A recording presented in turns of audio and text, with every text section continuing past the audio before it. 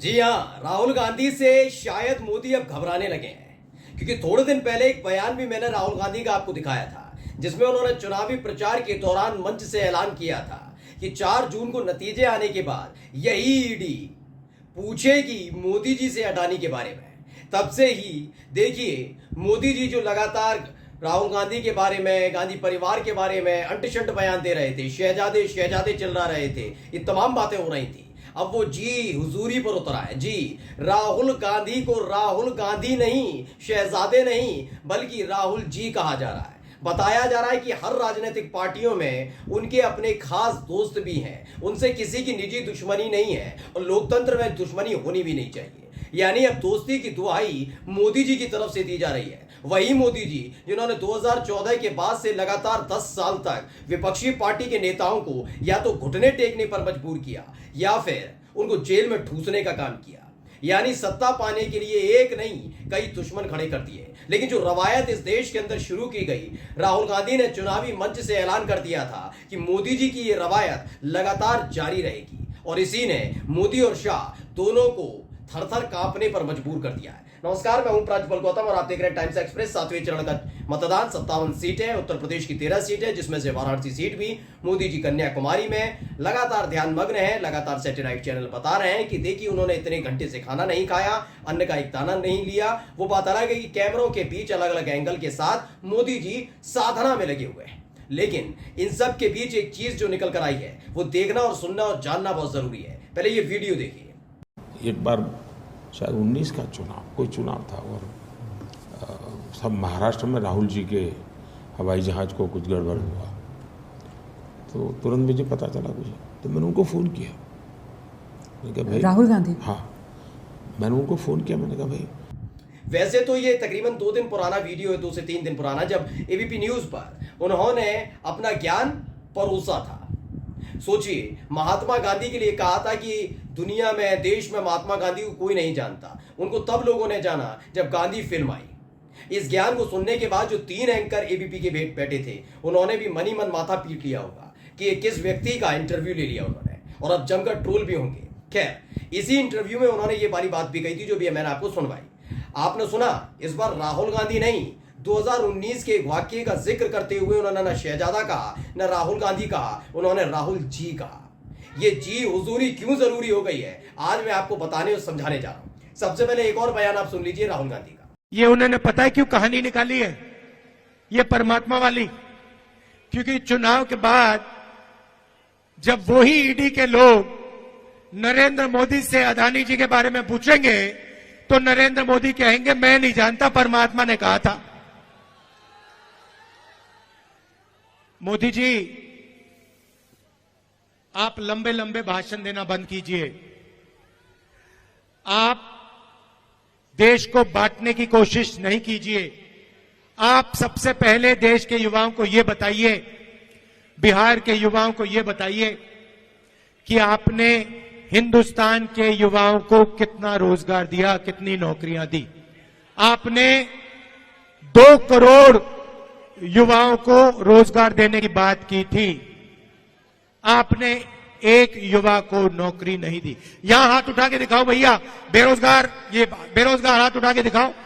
ये है नरेंद्र मोदी का नतीजा, इनकी पॉलिसी का नतीजा, कि हिंदुस्तान में युवाओं को रोजगार नहीं मिल सकता। ये पहले आपके अलग अलग रास्ते थे। सेना में आप जा सकते थे, पब्लिक सेक्टर में जा सकते थे, प्राइवेट सेक्टर में आपको रोजगार मिल सकता था। नरेंद्र मोदी ने नोटबंदी, जीएसटी लागू करके रोजगार के रास्ते बंद किए, और सेना में अग्निवीर लागू करके जवानों को मजदूर बना दिया। तो राहुल गांधी ने चुनावी प्रचार के दौरान मंच पर बोल रहे थे। ये बिहार का वीडियो है, जब वो एक जनसभा को संबोधित कर रहे थे। उस दौरान उन्होंने बड़े आसानी से और बड़ी शालीनता के साथ कहा कि भाई सुनो, जब चुनाव प्रचार खत्म हो जाएगा, चुनाव खत्म हो जाएंगे, परिणाम आ जाएगा, इंडिया गठबंधन की सरकार बन जाएगी, तब जिस ईडी का इस्तेमाल उन्होंने ममता बनर्जी, उनके भतीजे, उनके कैबिनेट मंत्री और तो और जिस तरह से हेमंत सोरेन, मनीष सिसोदिया, संजय सिंह, अरविंद केजरीवाल, यानी विपक्षी पार्टियों के खिलाफ, उनके नेताओं के खिलाफ किया है, इसका इस्तेमाल अब ईडी का भी होगा।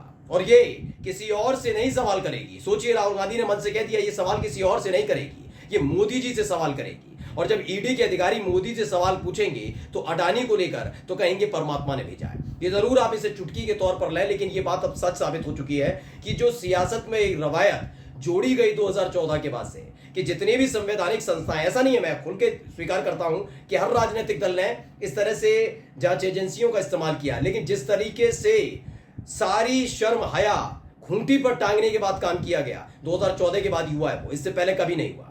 ईडी इस तरह से खुलेआम मोदी शाह के सामने घुटने टेकने वाले लोगों पर से सवाल नहीं करती, उनके घर नहीं जाती, उनसे पूछताछ नहीं करती, और जो मोदी शाह के खिलाफ बोलते हैं उनके घर पर ईडी, सीबीआई और इनकम टैक्स का छापा पड़ता है। ये हर किसी ने देख लिया, जो चाहे अंधभक्त हो, कट्टर समर्थक हो, बीजेपी का कार्यकर्ता हो, नेता, विधायक, सांसद हो, पूछ लीजिए, वो बताएंगे हाँ ईडी है हमारे पास, सीबीआई है हमारे पास, वो डंके की चोट पर कहते हैं। यानी वो भी मानते हैं ईडी, सीबीआई और इनकम टैक्स का इस्तेमाल मोदी सरकार गलत तरीके से करती रही है। अब जब यही ईडी सोचकर चलिए, राहुल गांधी ने जो कहा है कि अगर वो मोदी से पूछताछ करेगी अडानी को लेकर तो कितने राज खोलेंगे, क्योंकि संसद के अंदर जब आया था कि भाई जो विदेशी एक जांच एजेंसी है, यूं कहा जाए एक रिपोर्ट जांच जारी करने वाली एजेंसी है, उसने जब रिपोर्ट जारी की और शेयर गिरे, उसके बाद भी कोई सवाल नहीं उठाया गया। हमारे देश के करोड़ों निवेशकों का पैसा डूब गया अडानी के शेयर्स की वजह से, लेकिन संसद में खामोशी थी, कोई भी सवाल नहीं कर सकता था अडानी को लेकर। ये हिडनबर्ग की रिपोर्ट के बाद हुआ था। ये सारी दोस्ती का एक एक खर्रा, एक एक कच्चा चिट्ठा खोला जाएगा, और इसी ने खासकर मोदी को परेशान कर दिया है। तो उन्होंने क्या उस समय भी क्या कहा था, पहले देखिए राहुल गांधी ने क्या लिखा। न्यूज़ 24 ने भी छपी थी खबर, प्रधानमंत्री मोदी परमात्मा वाली कहानी इसलिए लेकर आए ताकि 4 जून के बाद जब ईडी गौतम अडानी के बारे में सवाल पूछेगी तो वे कहेंगे मैं नहीं जानता, परमात्मा ने कहा था। यानी ये समझ गए, ये जरूर अडानी का नाम लेकर चुटकी लेने का काम राहुल गांधी ने किया है, लेकिन आने वाले वक्त में ईडी सवाल जरूर करेगी। और उसके बाद उन्होंने क्या कहा सुनिएगा।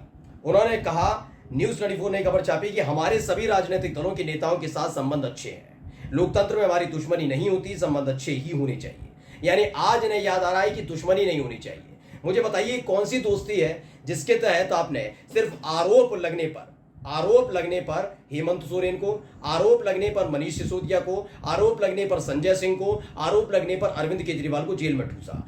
ये कौन सी दोस्ती है जिसमें आरोप लगने पर लगातार ईडी, सीबीआई और इनकम टैक्स की टीमें पश्चिम बंगाल के लगातार दौरे करती है और ममता बनर्जी की पार्टी से जुड़े हुए नेता और मंत्रियों के खिलाफ लगातार जांच कर रही है? ये कौन सी दोस्ती है जिसमें आपने मैनपुरी उपचुनाव में शिवपाल और अखिलेश यादव एक साथ आए थे, जो शिवपाल सिंह यादव को धमकी दी जा रही थी सीबीआई जांच की? ये कौन सी अब दोस्ती है जिसमें हेमंत बिस्व शर्मा और तो और शुभेंदु अधिकारी, अजित पवार, छगन भुजबल, अशोक चौहान ऐसे नेताओं के खिलाफ जांच को दबा दिया गया? ये दोस्ती का मानक अलग अलग क्यों है मोदी जी के लिए? ये बात का जवाब तो देना होगा। यानी वो सक पका गए, वो समझ गए कि 6 चरणों में, तो 6 चरणों के बाद ये बयान आया था।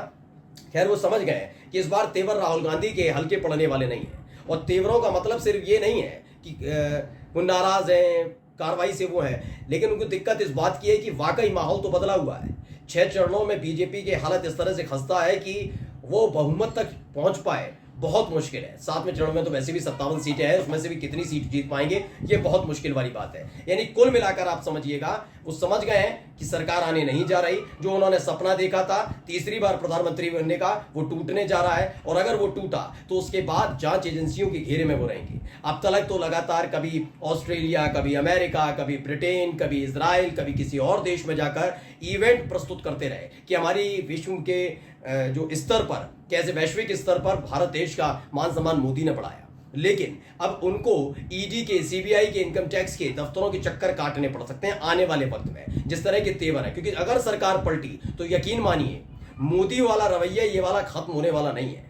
और ये होना भी चाहिए। जब आप सारी हदें पार कर देते हैं, जब आप एक एक करके चुन चुन कर कार्रवाइयां करते हैं, जब आपका साथ गोदी एंकर और मीडिया देता है, तो इनसे उसी तरीके से सूद समेत वापस भी लौटना चाहिए। एक एक चीज खोलनी चाहिए।